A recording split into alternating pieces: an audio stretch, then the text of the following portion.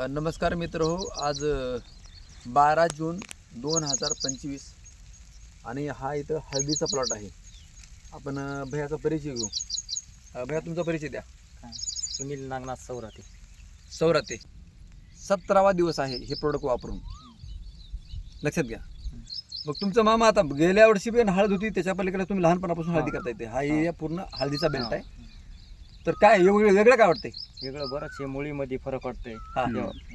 पोंग्यामध्ये ह्या जाडी जाडी आहे पुन्हा. हा, मुळाची लांबी मुळाची लांबी भरपूर झाली. आहे ना. हं. बर डेट टाईट म्हणजे कडक असल्याने. बर. हा, टाईट काय म्हणजे जाडी चांगली आहे. हा जाडी चांगली. निबळटपणा नाही, हा म्हणजे असं लूजपणा नाही. लूजपणा नाही. हा आणि कलर कसा आहे? पांढरा मुळा. हा पांढऱ्या सोबत मुळे कुठला रोग नाही. पांढऱ्या शुभ्र मुळे आता हा, कुठलाही रोग वगैरे त्याला नाही. नाही. हा. तर सर्व शेतकरी बांधवांना विनंती आहे, आपल्या ज्या जमिनी आहेत रासायनिक खताचा वापर जास्त करून जमिनीमध्ये बुरशीचं प्रमाण वाढलेलं आहे. तर त्या बुरशीचा नायनाट करण्यासाठी या एसटीचा वापर महत्त्वाचा आहे. याचं काम आहे उगवून सगळी करून देणे. इथं जे नाही लावलं त्याला बुरशी जी आली हा हा, त्याच्यात 2 डॅमेज म्हणजे ते न निघणारे बरोबर आहे. 2 हे निघाले आपल्याला त्याच्यात 6 मध्ये. अच्छा.